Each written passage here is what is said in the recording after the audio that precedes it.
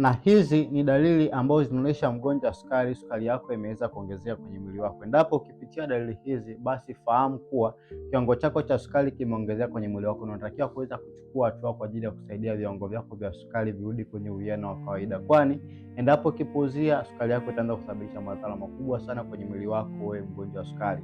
Dalili ya kwanza ni mgonjwa wa sukari kuanza kukojoa mara kwa mara. Kama umekuwa unajikuta mgonjwa wa sukari unakojoa mara kwa mara, kwa usiku unatoka mara 3 mpaka mara 4 kwenda kukojoa. Kama ni mwanaume ambaye una umri wa kuanzia miaka 49 na kuendelea, jaribu kwenda kupima tezi dume. Lakini kama hauna huo umri, anza kupima sukari mapema. Lakini pia kama wewe sio mwanaume, unaweza kupima pia sukari mapema kwa ajili ya kufahamu kwamba ni dalili ya kimwili wako na unapitia katika stage ya kupata kisukari, ili uweze kuchukua hatua za kuweza kukabiliana na sukari ambayo inaanza kuongezeka kwenye mwili wako. Lakini dalili ya pili ni kuanza kusikia uchovu ambao unakuwa hauna sababu. Kama umekuwa unaamka asubuhi mwili wako unakuwa umechoka sana, hata hujafanya kazi nzito, unajisikia mwili wako umechoka sana, hii ni dalili ambayo inaashiria kwamba sukari imeshindwa kuweza kuingia kwenye seli, na hali ambayo seli inapelekea seli zako kukosa nishati, jambo ambalo linapelekea mwili wako unakuwa unachoka mara kwa mara. Chukua hatua, kapime ugonjwa wa sukari kama utapitia dalili kama hii. Lakini dalili nyingine ni kuanza kupata ganzi kwenye maeneo ya mikono, miguu yako waka moto na kuwa unasikia mwili wako unakuwa unachoma mara kwa mara. Kama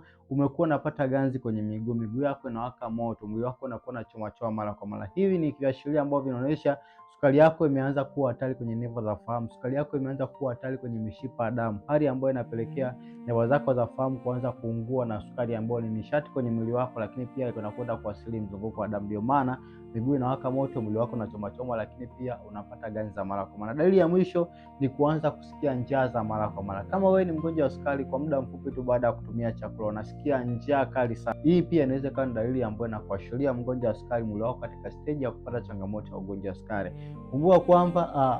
Kumbuka kwamba tahadhari ni bora kabla ya hatari. Kwa hiyo ni muhimu sana, endapo utapitia dalili hizi mgonjwa wa sukari, kwenda kupima kiwango chako cha sukari ili kuweza kubaini kama una sukari, uanze kuzingatia vyakula, uanze kuzingatia dawa kabla changamoto yako haijawa kubwa kwenye mwili wako na kupelekea athari nyingi sana kwenye mwili wako. Kwa muda sasa nimekuwa nikiwashauri na kuwasaidia wagonjwa wa sukari kutoa changamoto zao kutumia virutubisho vya asili ambao havina kemikali. Nawe pia unaweza kufaidika na huduma yangu. Uchukua namba kwenye profile, nipigie simu niweze kusaidia.